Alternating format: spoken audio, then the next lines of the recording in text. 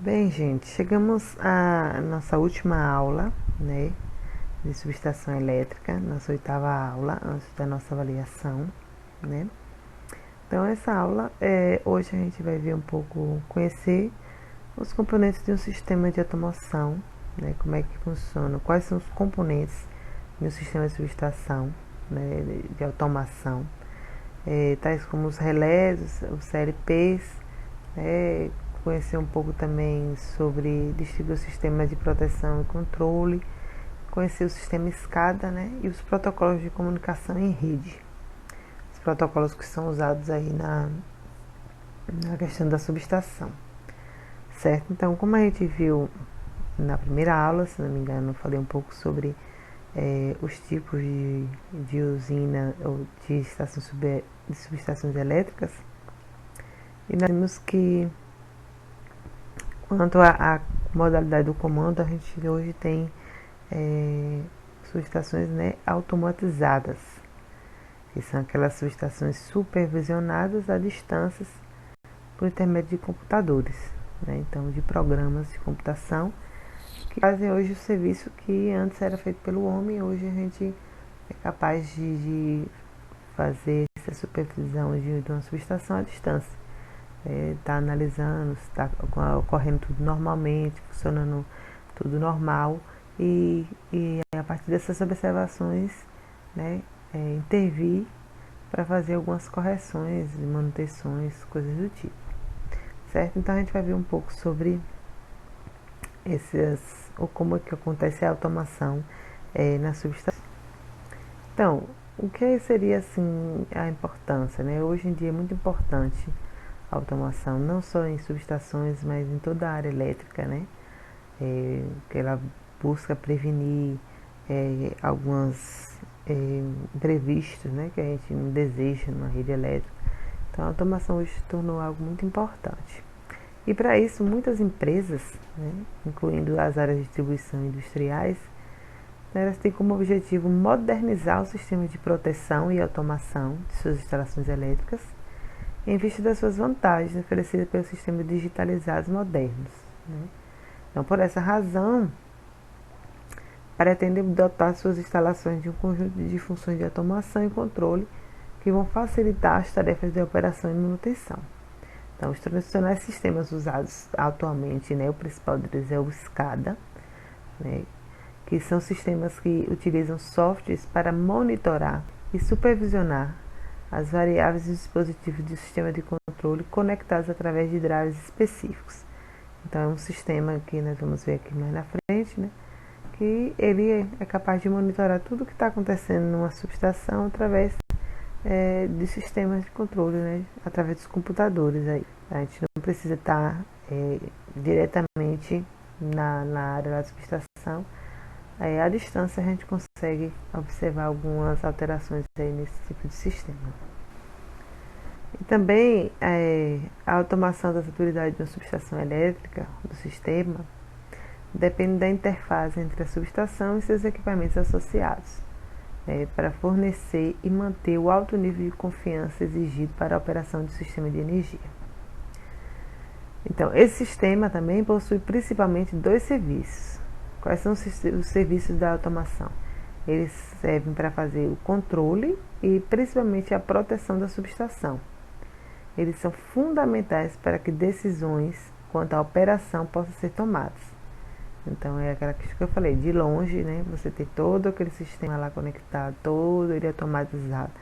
Então você é capaz de à distância, observar alguma alteração que está acontecendo e tomar a devida decisão, né, para operar nesse sistema e fazer algumas correções. Então, essas ideias, como eu falei anteriormente, elas são exemplificadas nesse fluxograma logo abaixo. Então, esse fluxograma ele vai representar o sistema de controle e automação, por exemplo, de uma concessionária na Coelba.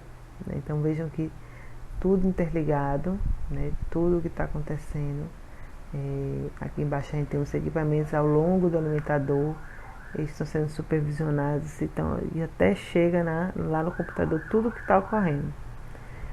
Então, sendo assim, um sistema de automação integrado, né, estão todos eles integrados aqui, vocês verem pelo diagrama, né, são todos integrados.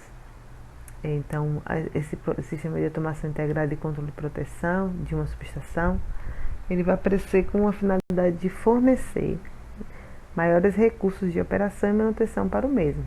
Então, aumentando principalmente o que? A segurança e a confiabilidade. Então, o foco maior aí dessas empresas hoje é garantir, né, a segurança do seu sistema, além da sua confiabilidade. Então, os componentes do sistema de automação. Então, geralmente, as concessionárias de energia utilizam o sistema de automação com uma variável de dispositivos integrados através de um pacote funcional de tecnologia de comunicação com finalidade de monitoramento e controle da subestação. Então, na verdade, é um sistema, né? Um conjunto, uma variedade de dispositivos integrados. Então, esses sistemas são realizados através de microprocessadores ou dispositivos eletrônicos inteligentes, conhecidos como IDEs, que fornecem os insumos e produtos necessários para o sistema, né? Então, esses IDEs mais comuns são os relés de produção, os controladores lógicos programáveis, conhecidos como CLP, e os controladores de potência, certo? Outros dispositivos também podem ser presentes, dedicados a funções específicas dentro do sistema. Então, estes podem incluir o que? Transistores, monitores de posição e grupos de relés de interposição. Então, os principais componentes do sistema vai ser, né, o microprocessador e alguns dispositivos eletrônicos inteligentes, né, como os relés, os CPLs e os controladores de potência. Okay?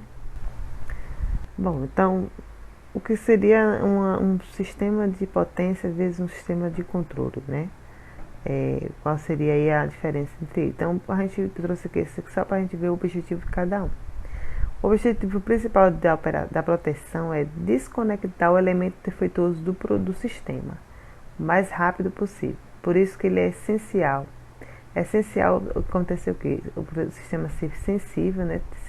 Ter sensibilidade, ser bem seletivo, confiável e veloz, para assegurar esse objetivo através da atuação dos disjuntores. Então, o sistema de proteção, basicamente, o objetivo dele é ele, né? Tá lá o sistema, conectou, observou que há algo defeituoso no sistema, então esse sistema de proteção tem a função de quê? De desconectar rapidamente, além de ser rápido, né, ser confiável, naquele retirado do sistema aquele elemento defeituoso, certo? Então isso aí é feito através dos disjuntores. Então desliga o disjuntor, então acaba tirando aquele elemento defeituoso do sistema.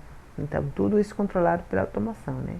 Tudo isso sendo observado através do controle de automação.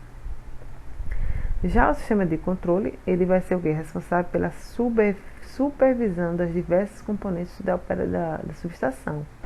Então, o conjunto de equipamentos que realiza essas funções é atribuído à designação do SCADA.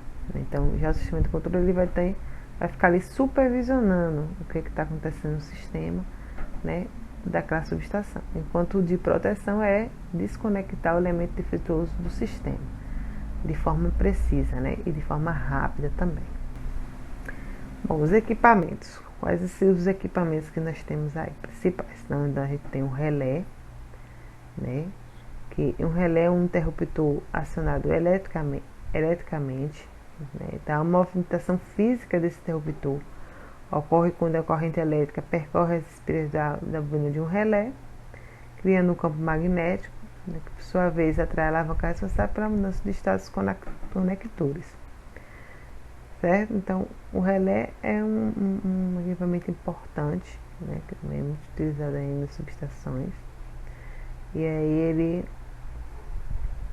é usado aí como também nos sistemas de proteção aí no caso, e também usado muito a questão da automação para o controle desses relés. Então, o outro tipo de equipamento que temos são os controladores lógicos programáveis, conhecidos como CLP. São os equipamentos responsáveis pelo sistema de controle de uma subestação. Equipamentos compostos por quê? Eles são basicamente compostos por microprocessadores que vão desempenhar diversas funções diferentes, né? Então, a principal função do CLP é o que? Coletar os dados e as medidas da subestação para transferi-las a um sistema de supervisão, um sistema de supervisão, controle e aquisição de dados. No caso, o SCADA, né? Você tem lá o sistema SCADA e a função do CLP vai ser estar passando esses dados, coletando os dados e as medidas que está ocorrendo ali na subestação para esse sistema, né? Que seria o sistema SCADA, né? Então, o SCADA é um sistema de controle, né, bastante tão utilizado hoje em automação. E aí, o que seria o SCADA? O SCADA vai ser um sistema de supervisão, controle e aquisição de dados. Então, ele é basicamente composto de um software, né, que vai fazer a interface do sistema de automação com o operador. Então, o operador vai utilizar desse sistema para estar analisando o que é que está acontecendo de algo de errado, se tiver acontecendo algo de errado ali durante a operação de uma subestação.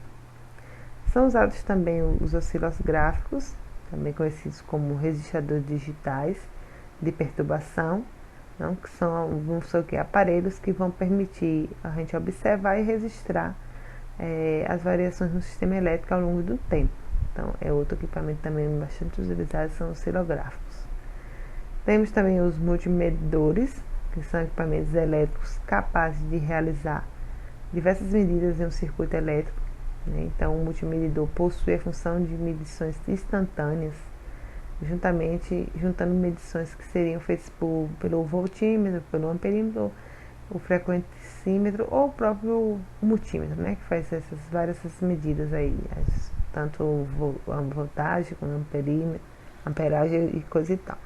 Então, por isso que ele é chamado de multimedidores, né? Que faz várias medidas ao mesmo tempo.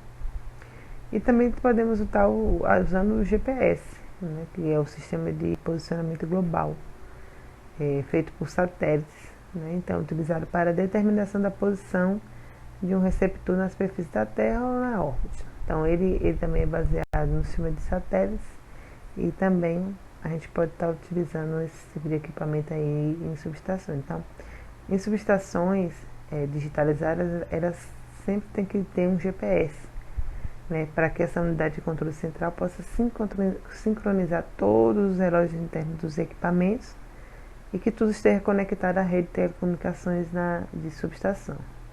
Então, é necessário, é muito importante também estar se utilizando esse tipo de equipamento, né, o GPS. Ok? Bom, então, terminando aqui, o que a gente vai falar mais um pouco sobre os protocolos de comunicação. Antes eu tenho essa imagem, eu trago essa imagem aqui para vocês, né, de algum desses equipamentos que eu acabei de falar. Então, aqui em cima, o primeiro a gente tem o CLP, logo aqui no meio a gente, como é que funciona o sistema SCADA. Vejam que aqui eu tenho um computador, né, onde vai estar a pessoa lá trabalhando e observando tudo que está acontecendo ali num sistema, né, no caso que a gente está estudando, numa subestação.